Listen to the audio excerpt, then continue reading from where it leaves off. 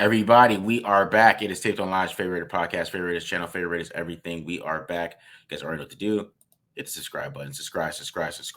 Hit the like button if you like it. Hit the dislike button if you don't like it. Leave a comment if you like it. Leave a comment if you don't like it.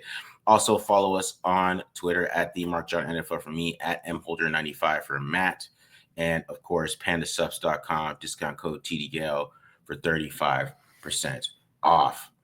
All right, so today we're doing some more Senior Bowl preview here. Matt's doing a guy that I don't want to try to say his name. I'm gonna butcher it.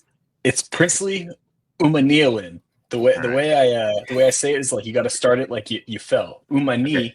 Umanmielen. Prince Umanmielen. Yes. Okay. Yeah. All right. That's a great name there. And I'm gonna do Will Howard today. So we look at some Will Howard. I'm also gonna do a Will Howard for some membership too today. So that should be out by tomorrow. But or I don't know when I'm post this show, but it'll be out. But yeah, but it'll be there. It'll be there. So so look at the Senior Bowl. Look at these guys, and that's what we continue to do until the Senior Bowl pops up. So probably the next 2 episodes, do some more Senior Bowl deep dive, and then we'll be live. We'll be there live. So it's gonna be a good time. Good time. All right, Matt. Anything else happening in Raiders world before we get into this draft stuff? It's like I know the Ben Johnson and Tom Brady thing is going crazy. They had Ron Rivera come in, which is interesting. So anything going on? Like, I don't know. What are your thoughts on the Ben Johnson stuff? Well, Ben Johnson stuff, like it does seem like it's like someone posted this. I think it was Mo posted like it seems like it's Raiders and Bears, and then watch them end up going to the Jags, just to surprise everyone, because that just seemed to be the big debate. And like I kind of went through it on an article I think it dropped earlier this week on like just kind of comparing the two situations between the Raiders and the Bears, and I feel like they are pretty close, and like you can make an argument either way. I just think the biggest factor is, and then we've talked about this before, the Raiders' decision to fire Tom Telesco and the timing of it too. I think it was to cater to Ben Johnson, because I do think that is something that's big to him, where I don't know if he necessarily, like, I know some people have been worried about like, oh, is he going to want to be that coach that wants to be call all the shots and have all the say? And like we saw with Josh McDaniels and John Gruden, that obviously has not worked for the Raiders in the past few years. But I do think it's more about him just being able to be on the same page and being like kind of in lockstep with someone. That's than necessarily like him calling the shots. He wants someone he trusts more so than like someone he can control. That's like a puppet GM, which I don't know. Maybe that's wishful thinking by me, but I do think that is a big factor for him that could sway it. But I feel like that is kind of dominating the news cycle, especially when you're looking at the Raiders specifically with the playoffs going on. That's kind of like the only thing. I mean, Ron Rivera coming in is interesting. I think it kind of just speaks to what we talked about a little bit, where like if they can't get Ben Johnson, who's the sexy name, I do think all the signs are pointing to Mark Davis going with Ron Rivera, Pete Carroll, most likely Pete Carroll, where like he does want the experienced coach, because it didn't work out with AP, and that was part of AP's issue, is he just hadn't been a coach for that long, let alone be a head coach at all, really, because he was a high school head coach. Was the last time he was the man in charge. But I do think one thing that's interesting though, and someone brought this up to me, like they haven't brought in Liam Cohen or Joe Brady. Joe Brady makes a little bit of sense because obviously the Bills are still playing right now. But I would have thought like this week, I would have thought they would have brought in Liam Cohen since the Bucs got eliminated last week. I mean, maybe they bring him in, next week or something like that. The Raiders are. It does seem like we don't find out about anything until the interview actually happens. So maybe that's kind of in the works. But I thought that was kind of a just interesting, like omission of like, oh, this is the guy that we thought all was going to be at least in contention for the job, and hasn't even been any real talk or any real rumors for him being in there. And I think, again, it kind of probably speaks to it's either Ben Johnson or an experienced guy. So, yeah, because I mean, with Liam Cohen, what I think is interesting, I know a lot of fans want him, but the Raiders seem like they're just going either defense or Ben Johnson. It really feels like, I don't know. I'm trying to think of the other guys that they interviewed. I mean, all of them are defense guys. Yeah, Monken's like the only one that really stands out in my mind. That would be an offensive guy. Has he actually interviewed yet? I don't think, or is he just rumored? Yeah, he hasn't accepted it either. That's what he hasn't. He hasn't accepted the interview. Hasn't accepted the interview. Gotcha. Yeah. So, so there's 2 offensive guys there, a lot of defensive. I mean, like Ron Rivera. I mean, I don't know what that is about. I mean, what is that about? I don't know. Like, where did he I'll, improve? I'll say this: I'll take Pete Carroll over Ron Rivera. I like Ron Rivera as a guy, but the third stop, I mean, I don't know. And then they got Steve Spagnuolo and Vance Joseph. And then Glenn yesterday made the point that the Raiders are just doing their AFC West defensive work, trying to figure out who's what schemes the schemes are doing. Explain me your coverages. Just all defensive questions. Just yeah. Go over film with them. So like right here, why did you why did you do this? What look, you know what I mean? Like what did you see from us? Why did you attack us this way? Those type of things. So yeah, I think they're waiting on Ben Johnson. I think they're gonna wait. I mean, the real thing is if the Lions lose this weekend, right? Yeah, it's going to change everything. Everything's going to be like big, and the rev up of him getting his in-person interviews is going to happen. But I think if he walks in Raiders, I think their goal is to not let him get out. That's what. That's what. Which, please, I'll sign Mark Davis's name on the Blake check. I don't have that kind of cash, but if he's like doing all this, like selling off and been trying to become more liquid and doesn't open up the checkbook for the right head coach, I would have some serious questions about what his motives are and what he's doing. But yeah, this seems like, I was like thinking about it too. Like we've heard about it with the issue with Mark is liquidity. He sold off. I lost track of how much percent or whatever, how many shares he has, assuming to get more cash on hand. Yeah. Like if you don't use it to get the hottest coach on the market, like I don't know what you're doing at that stage. And if he does, like, tell you what, man, my perception of Mark would pick up a little bit, and I even if it didn't work, I'd respect the hell out of him for going after it and making sure money's not an issue to have some success. Because that's the one thing I do have to give Mark Davis credit here, to go on a little bit of a tangent. Like, look, his record sucks as the owner, but the guy does work. The guy does try and does work his ass off to make it work. He just can't seem to figure out how to pick the right guy so far. Yeah. And when he does, something like an email scandal happens. Exactly. That's what I'm saying. Like, he probably felt like, that he had that guy in Gruden, and then it just went away. And then what I can't wait for today is the camera work for, when we know we're going to get the camera right on Ben Johnson and Tom Brady meeting before the game. Because Tom Brady's going to do that. And, if people are going to expect him to say something, I hope he makes a wisecrack. Like, I hope he just hypes him up the whole game. Like, wow, he'd be a great coach. Look, this is why the way he leads his offense and gets these guys ready to go. This is why he could be a great head coach for the next team that wants him. No, it's kind of like when you're trying to get the hot girl. Like maybe you got to neg them a little bit. You know what I mean? Like when the hot girl's got all the suitors or someone, everyone's complimentary. You got to be a little different. Be like, oh, that was a terrible play call. You know what I mean? Yeah, you might. Yeah, that's a good point. Good point, man. Good point.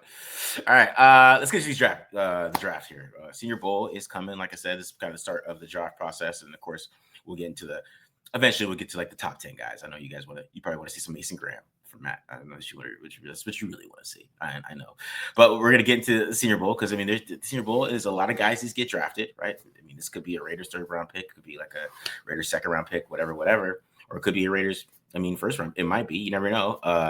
Trading back, whatever they want to do. So I'm doing Will Howard. I already forgot how to say the guy's name. He's doing Prince. What position? Umanmielen. He's an edge rusher. So edge rusher. Okay. Edge rusher. So get a little edge. Yeah. So what do you see on film so far? Yeah. So I think from him, like one of the things that has stood out to me is like I've been watching him for a while because he was considered a prospect in last year's class. Ended up transferring from Florida to Ole Miss and coming back to school, obviously, and entering in this year's. And when I first watched him, I was actually more impressed with him as a run defender and with his power and strength. And then over the last 2 years, he's kind of shifted where he's like kind of remade himself as a little bit more of a edge and speed rusher. To me, he's one of my like favorite guys in this class. I really like the entire Ole Miss D line, which is literally straight transfers, but he was one of the dudes that really stood out to me on film. I'm probably a little bit higher on him than most. Okay. I view him as like an early 2nd round guy, maybe someone that sneaks into the late 1st. So unless again, a trade, maybe he's not available for the Raiders, but if he is in the 2nd and they don't get a deal done with Malcolm Kuntz, and even if Clevon Chason comes back, I can't imagine Chason it's a huge deal or a really long-term deal, seeing as he's kind of, as great of the second half of the season as he had. I don't think you give him a long-term contract just with how it's been. So I do think edge could be a good need, and I think he could be a good complement to Max Crosby on the other side. Like his pass rush arsenal is pretty deep. We'll look at it. Like he wins with speed and has a lot of nice outside moves, has a good bend at the top of the rush. And then my favorite part about his game is he has a nasty spin move on the inside, and you can tell. Like we'll look at some clips from his Florida days from 2 years ago, some clips from last year. Like he's been working on it and perfecting it. And like we'll see the little bit of the progression. But if you watch that Georgia game, which we'll see a handful of clips there, he had those offensive tackles in a spin cycle. It was a lot of fun to watch. So if you want to buy in and find out why I'm buying into the Princely Umanmielen stock, go back and watch that Georgia game, because he dominated their offensive tackles. And on top of it too, like he's got, like I said, a good amount of plays on film of him being a good run defender. So I don't think he's a complete player right now. I think he still has a little bit of work to do.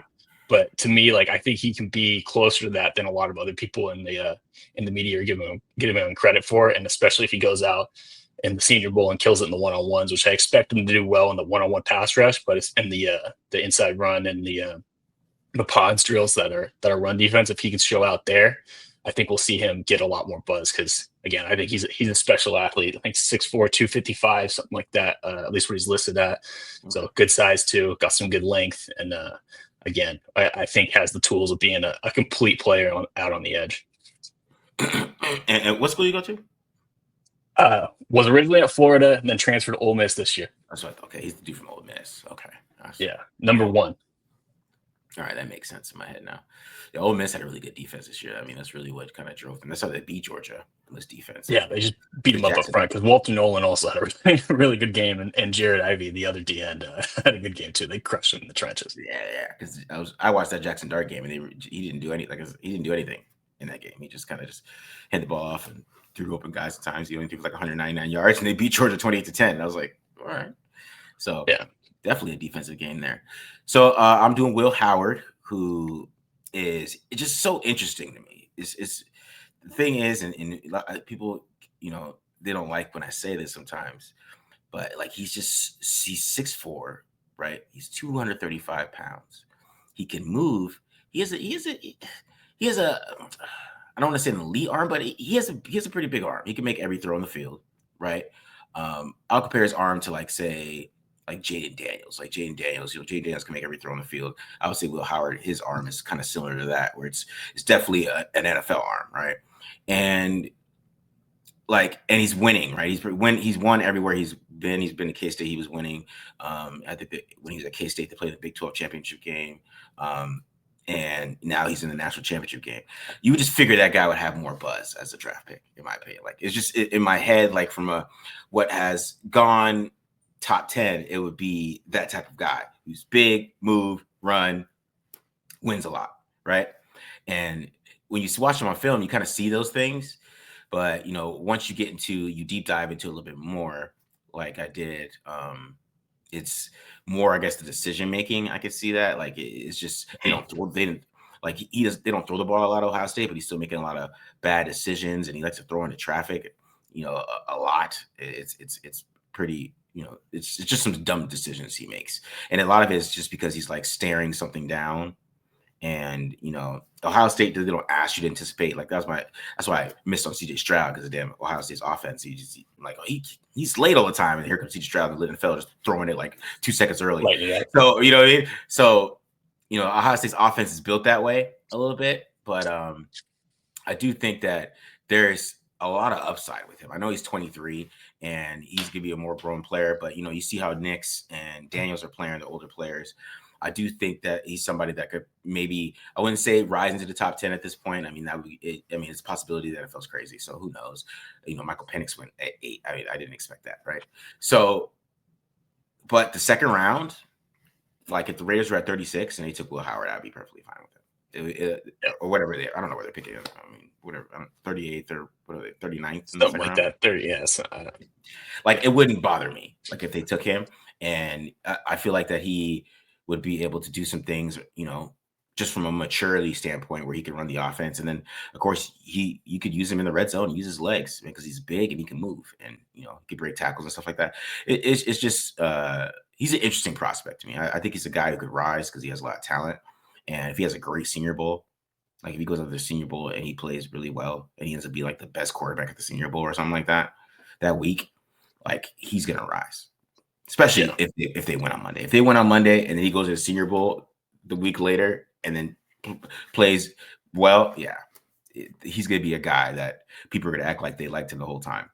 That's what I think. Yeah.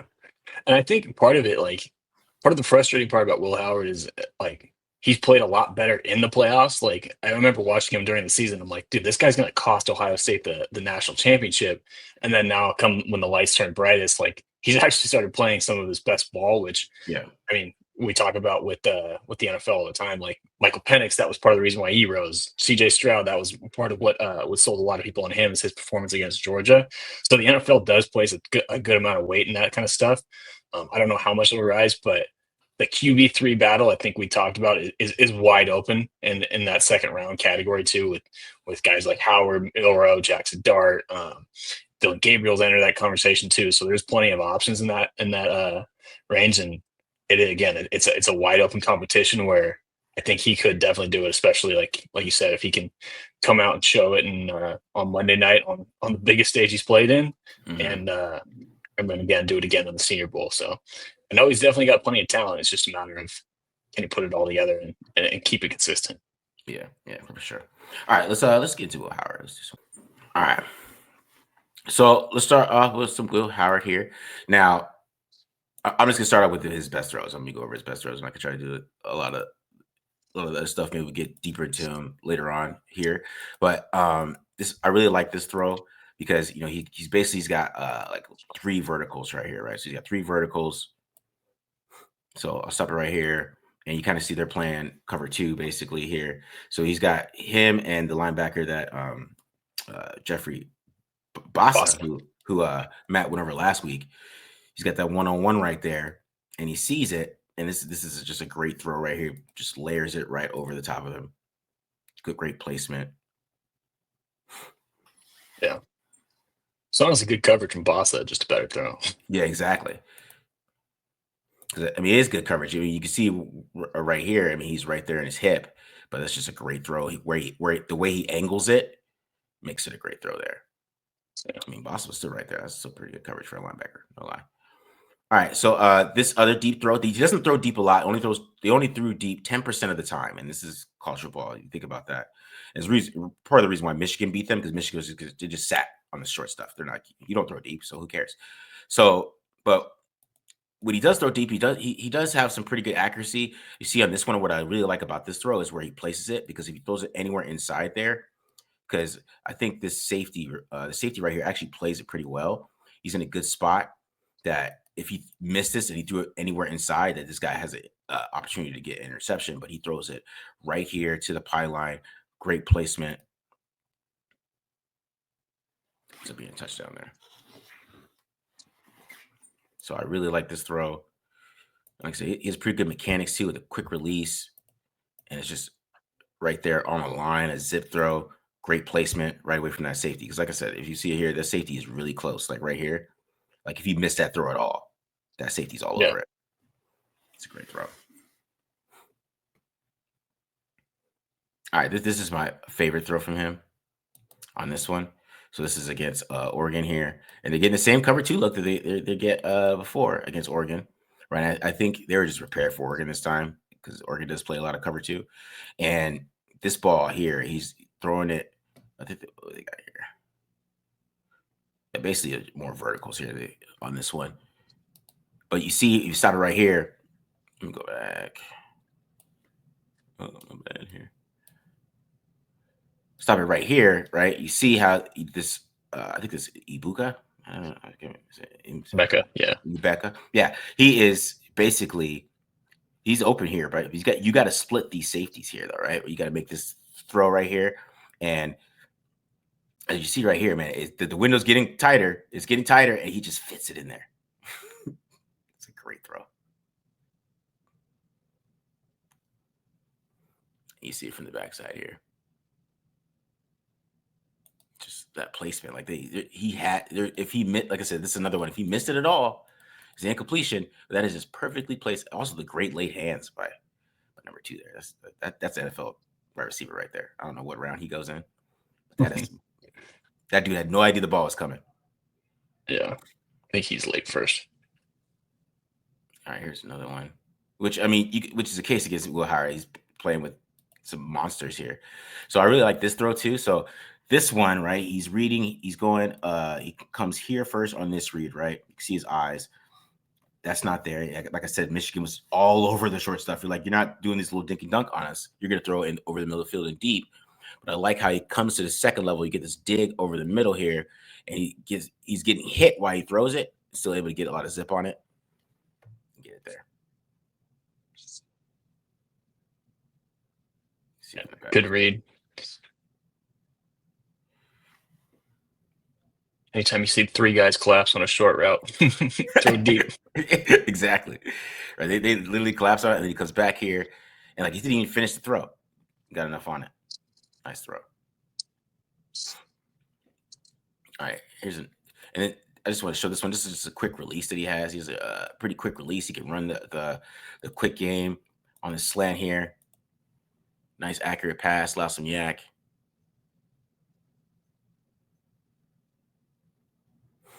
See it here, this quick release, boom. Ball's out of his hands quick. And that's why they're able to run this kind of short passing offense a little bit, short intermediate passing offense, because of the quick release that he does have. and then he can make plays outside the pocket too, which is something I really like too. So on this one, nothing's there. Oregon plays it pretty well. I mean, maybe you could say he could have waited here, but this guy, he starts driving once his eyes move over here, right? And then what he does a good job here of just feeling it, getting out of the pocket. And then you can see the arm talent a little bit, just a little bit of flick of the wrist, boom, touchdown. Yeah. So you get out of the pocket here, right? Plenty of time, feels it, makes a play. Nice little flick of the wrist there, throw, touchdown. So it's nice. So I was say he's talented, man. He's got some talent. That's not an easy throw. No, it's not. All right, and here's another one here against Michigan. So Michigan does a good job playing with, because they're doing these little verticals. They did a good job of staying over the top, not falling for these double moves or anything like that. So he has to get out of the pocket here, and he makes a good throw there. Boom.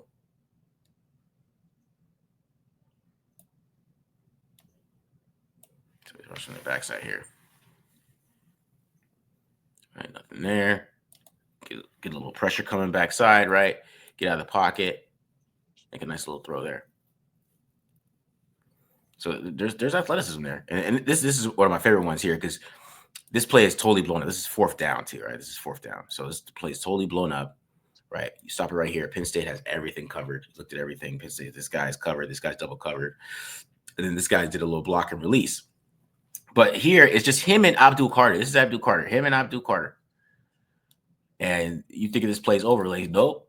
He makes Abdul Carter miss there, avoids it, and then it makes a nice little play, little jump throw there with a nice little touch. Mm-hmm. It's nice. Right, this is 4th down. This is a big play in this game, because I'll show you why the game was even close later on here in a second. And then of course he can run like these pinball sweeps with him, or these outside type of runs with the quarterback. Of course, this is very Raiders as he fumbles out of the end zone. Jesus. So he's definitely Raiders quarterback at taking the 2nd round there. Yes. Damn, dude, you taking a shot, man? Taking a shot at your boy Carr? Great fit, perfect 2nd round. Also, can you rewind that to just watch that block from Travion Henderson again? Yeah, on number 1. Boom. Good Lord. Sorry, I just had to watch that again. Yeah, I was gonna say that on Twitter. I was gonna post that play on Twitter and say that he's the perfect Raiders 2nd round pick, but that would have started. All right, and then there's zone read here, right? This guy, of course, you're reading this defensive end on zone read. Good job of keeping it. Does the right job, right? Get some yards there. And of course, he's huge too. So in the red zone, like he could be used there because he's so big. Like this is the type of stuff you could do with him. you get a little zone here, right? Zone read there, just pile in the end zone, roll somebody over. Okay, then do the LeBron. So the skill set. Now he's not draftable, LeBron guy. Yeah. Now, as I said, the skill set is there, but now let's get into the interceptions because I think this is the big part of him. Like I said before, turnover worthy rate is like 3.6. He doesn't throw the ball a lot, so he's giving you a pick a game, and this is on like 25 throws a game. You're getting at least one interception. I was looking at it. He's thrown 10 of the year. It's about one a game at this point, and you'll see some of the reasons why. So on this one, you're kind of getting a slant with a kind of a wheel with it, right? And you probably should go to the wheel here, but he's staring down the slant. And you see this corner right here, he's already driving on it. And my thing is, if I back it up a little bit, if I stop it right here, he should see that, in my opinion. Like, you're staring right at this, you should see this corner driving on it, and the guy just drives on it, and it is a pick six. Yeah.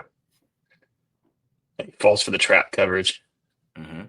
So it's a lot. Sometimes he has a trouble seeing where he's passing.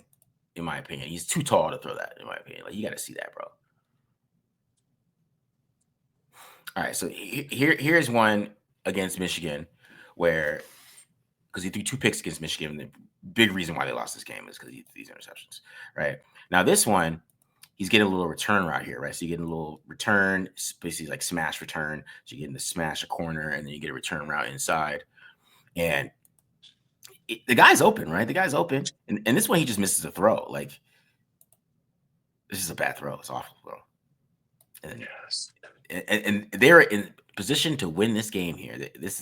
They wouldn't even have to deal with Ryan Day being fired, all that stuff. Some guy posting, throwing their flag, Michigan putting their flag in the middle of it, starting to brawl at the end. If he just doesn't make this throw. And then if you see this guy at the top, right? Watch him with his hands up. He's like, oh, come on, Will. And then this one is another one too. I told just seeing where you're passing, okay? Because he's getting a quick out here, right? And when you're throwing this ball, Will, this guy is sitting on that throw. You can't throw this. I don't care. You'd have to make the most amazing time throw. He has good timing here. But it doesn't matter because 12 is just, he's like, throw the out. I'm going to take it. You can't throw this. And that's what happens. Boom, steps right in front of it. He gives Michigan basically their only touchdown of the game. Like, you can't throw, especially at this point where you're at. Like, this guy's just sitting on it. You can't do that. I don't care how outside you think you're going to get this ball. And, he didn't even get outside enough. You had to throw that ball out of bounds, basically. Yeah. So it's that type of situation. And then, like, it's not even just like the non-picks. Like, here's another one. He's under pressure, right? He's got a free blitzer here, and he's getting basically like a corner flat concept where you're getting the corner from Smith, and he trusts Smith a lot. That's a big part of it too as well. And then he's getting the flat route, which I understand. I mean, this dude's a freak. So he just kind of throws his ball up here. There's 3 guys here. Yeah. 1, 2, 3. Yeah. We talk about throwing into the triangle. That's not what we mean. Or the passing triangle. And even this one, Smith catches this, okay? This is kind of the same concept, right? Like the flat and same concept. And he's staring it down, okay? So you get right here. He's staring it down. And you're going to see this corner. He sees where he's throwing the ball. This corner's already turned around. He's like, okay, he's going to Smith. I'm going to leave this guy wide open, right? If he should see this corner, he should just throw it here, right? Get some yards. No, not Will Howard. Will Howard's he's gonna toss this ball up. He's throwing it anyways. And Smith catches this ball, which this is just the most freakish thing. It's so freakish. But it's my point. You know what I mean? Like, yeah. When you got the Julio Jones clone out there, I guess it can erase the few issues. Yeah, but like I said, he has a good skill set, man. He has a skill set that you could like, that you could feel like that maybe you could build upon. he's pretty accurate, especially in the short to intermediate places. I mean, there was some throws maybe outside the numbers. You could say he misses a few of those, but it wasn't enough where I could like point it out to on tape. I mean, his biggest issue is his decision making, him staring something down and just I'm gonna throw it to Jeremiah Smith no matter what. You're gonna give me you're gonna do something for me if I throw it to you. Which, like I said, it's not that dumb when you think about it, but you get the NFL, you want him to be able to see that corner's turning around and throw it to the flat. You know what I mean? You want to be able to see that this guy's driving and throw it to the wheel over the top and not just be forcing that ball to Smith sometimes. So, but the skill set's there. I mean, you can't deny it. There's some upside there, man. So I think the thing that stood out to me, like on the few clips that you showed there at the end, like he gets baited into throws. Like the one against Penn State, like they like ran like a little bit of a trap coverage and like he fell right for it. The pick against Michigan, like he got a cover 4 look, but he didn't recognize that the corners were squatting, so they were taking away the out. Normally in cover 4, where the corners are working for depth because they don't have any help over the top, like the out's going to be open. But then again, with that slight adjustment of like the defense squatting and sticking at the sticks, like that's where you have to come off of it, and like he basically throws where the defense wanted him to throw when they kind of threw a little wrinkle at him. And then on top of it, the decision making, like you mentioned, and like what gets frustrating about that is the fact that he's a 5th-year guy, he's an older prospect, and still making those mistakes. Because in the NFL, guess what he's going to see?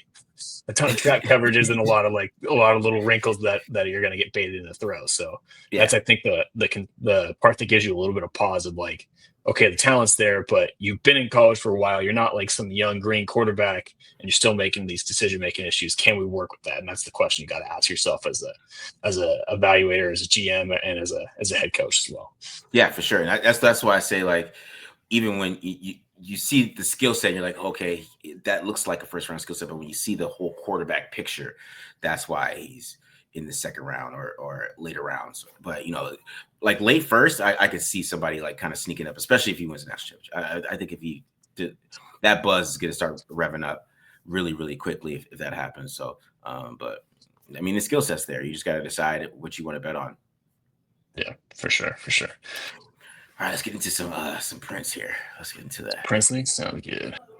All right, so like I said, Princely is a transfer here, and I got a bunch of clips from him over the last couple of years. So bear with me a little bit. We're gonna be flipping schools and flipping some jersey numbers too. Sometimes I'll be wearing 1, sometimes I'll be wearing 33. So luckily we've got them all called out. But want to start with like kind of the speed and the bend I'm talking about a little bit around the edge here.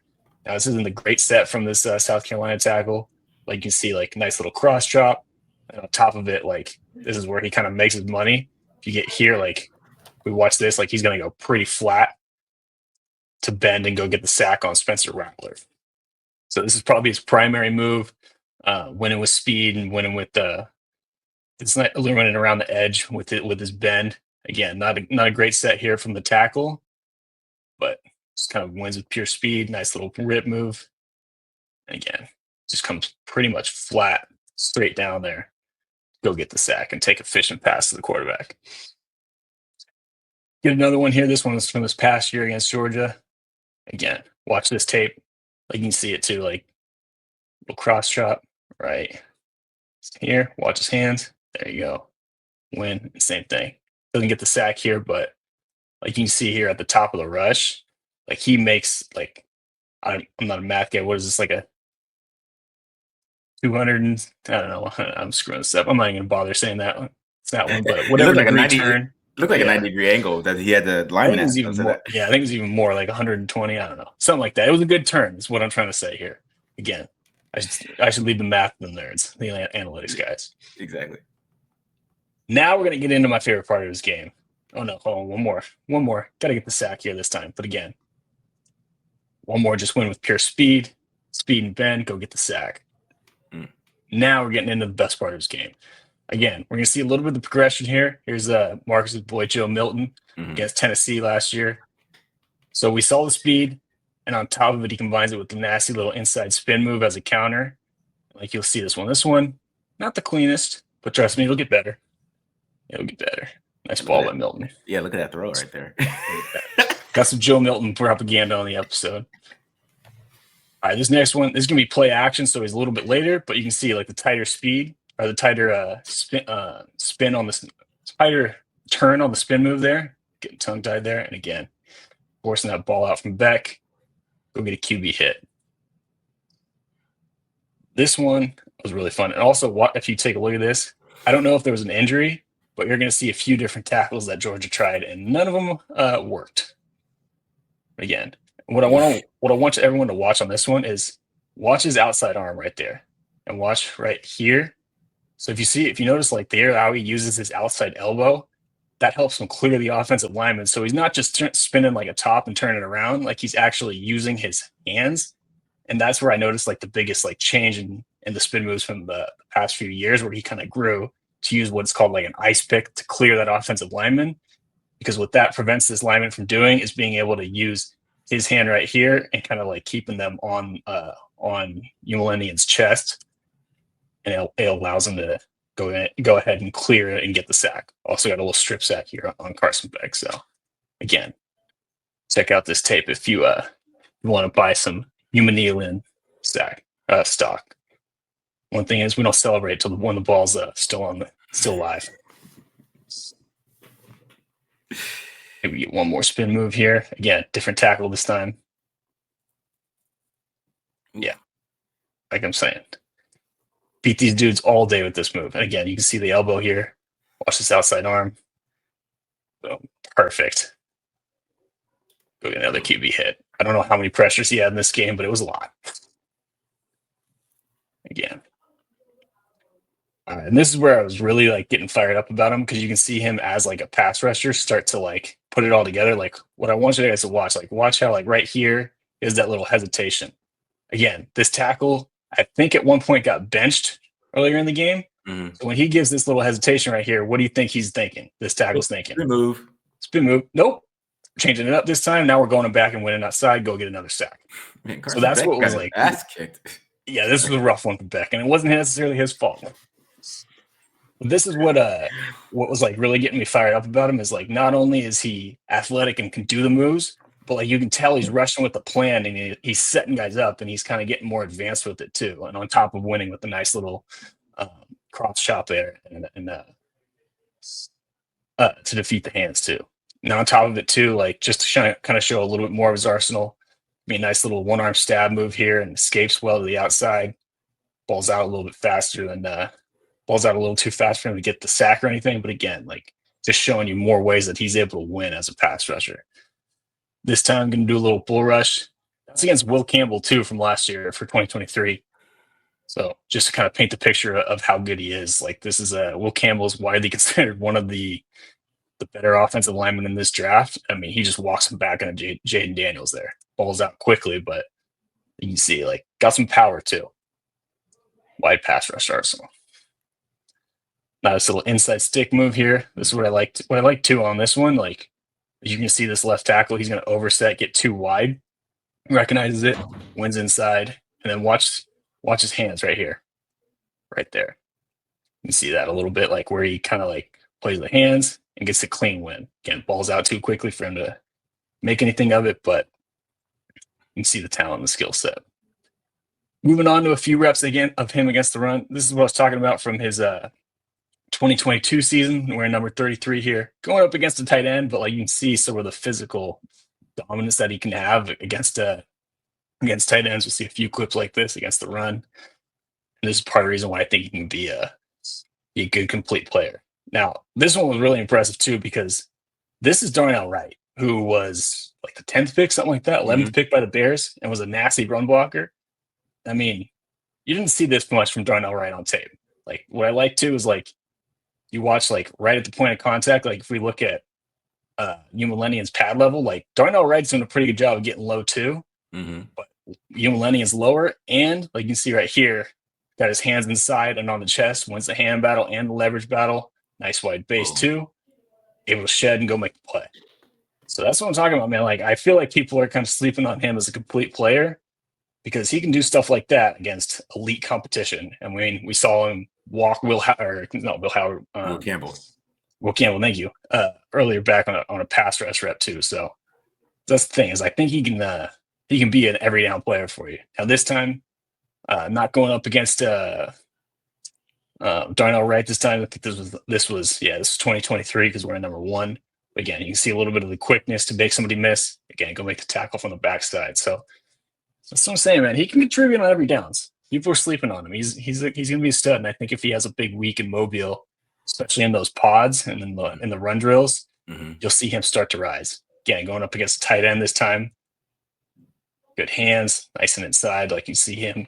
He's got the inside leverage with his hands. Bench press, set the edge, get off the block, and make the tackle. So yeah, a little bit of why he's one of my favorite guys in this draft class. That he's one of the quote unquote my guys, where I haven't seen many first round mocks that have him in there, but I think he could sneak up there. And if he's available at 38, especially, or 39, whenever the Raiders are picking, especially if Kuntz isn't brought back, and even if Kuntz is on, like, let's say, a 1-year deal or a prove-it deal, I think you got to at least take a look at this guy because he could be a stud. You mix in the pass rush arsenal with what he can do and the potential he has against the run, and he could end up being a Pro Bowl type player for you down the line. I'm buying some Umanmielen stock, if you will. Yeah, I mean that was pretty impressive. Especially he's like 255 too. Yeah, I think so. I got him pulled up here. Yeah, listed 6'4", 255. We'll see what he weighs in and measures in at the Senior Bowl, but because sometimes those get a little inflated. But I mean, he didn't look skinny. You know what I mean? He's not like a edge rusher that needs to put on weight, but or at least looks from the visual and whatnot. But yeah, he can play, man. He's a damn good player. Yeah. I mean, just because he has a pretty good pass rush repertoire too. I mean, the spin move, the chop, and just the speed rush, winning inside. Like, there's a lot of things that he was doing that you feel like that he would have more buzz. Because the edge rushers they talk about like James Pierce, because Abdul Carter is a freak, but yeah, guys like that. Those guys are higher up there, but this dude seems pretty twitchy and freaky to me too. I was like, I'm interested to see him at the combine. I wonder what. That'll be interesting too. Yeah, especially if he has a good 10-yard split, because sometimes like it doesn't look like he's going that fast, but I think he's more of like a long strider, where like he might not be like that. Like he might not look that explosive off the line, but he covers so much ground with his first few steps that he ends up beating guys off the ball anyway, which again just as effective. So. Yeah, man. There's some good players this year. This year, I'm really excited. So I'm excited to go. There's some really good players this year. They got a pretty stacked group up there, some impressive guys. So I'm excited about that. All right. Any other thoughts, Matt, before we get out of here, man? I mean, that's it, man. That's just about it. So looking forward to being in the Senior Bowl. Got a couple more guys. We'll churn through. I don't know. Maybe get through some more of these quarterbacks because I know that's the moneymaker and what a lot of people know about. What about Jackson Dart? So we got you guys. Next episode, I'll do some Jackson Dart for you. Jackson Dart, Jalen Monroe. So hit the subscribe button. Hope you guys enjoyed this. Hit the subscribe button. Check out Friday Night Live as well. That dropped on Friday, and then of course join the membership. Like I said, I'm doing Will Howard here, and then Cam Scatterbo's already up there, so check that out. That's about it, guys. And then we'll be back on Wednesday with another show. We'll be back on Wednesday with another show in the Senior Bowl, looking at the more of these quarterbacks and these guys to see what's going on there. But we are out of here, guys. Enjoy. Peace.